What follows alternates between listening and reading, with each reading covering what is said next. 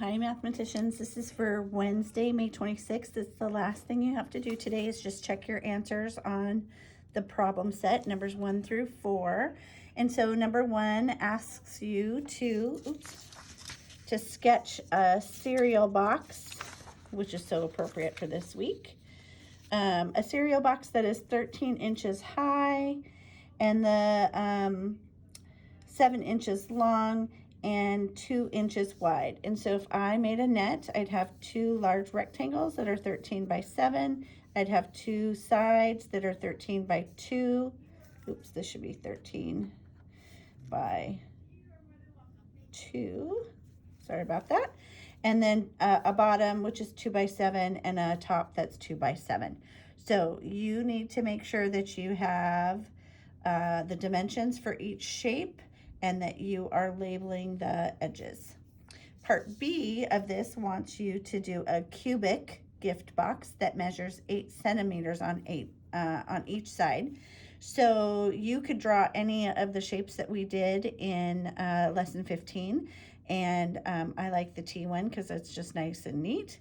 I can put 8 by 8 on all of those, and each side would be 8 centimeters, the cleanest shape there is around. Part C for this is to write a numerical expression for that cubic gift box. And so I know that each face would be 8 by 8 centimeters, and I know that there are 6 faces.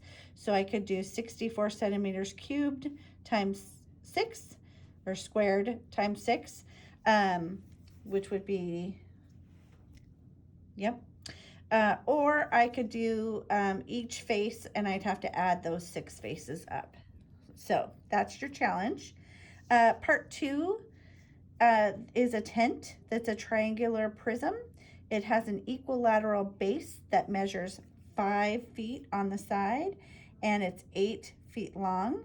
So if you did a net, sorry, my little triangles are off a little bit, but if you did a net, you would need to have 3 rectangles and 2 triangles off of that, 5 feet on the sides for the triangles and the edges, and the long edges would all be 8 feet. Part 3, the base of a table, this is a fun one, is shaped like a square pyramid. So if I was to draw this, it's one of these that you're kind of thinking it's going to look like that. And so I always start with the base. I'm going to do my 2 triangles, and I could go like this and have a little bit neater. And then those could come off the side there. You also could take these, you could make a base and do a bunch of triangles off of that, and they could fold into it. So either way, just wanted to show you a different way with this one. Make sure that it is all labeled with the dimensions. So 25 inches, and every shape on this one, every side or every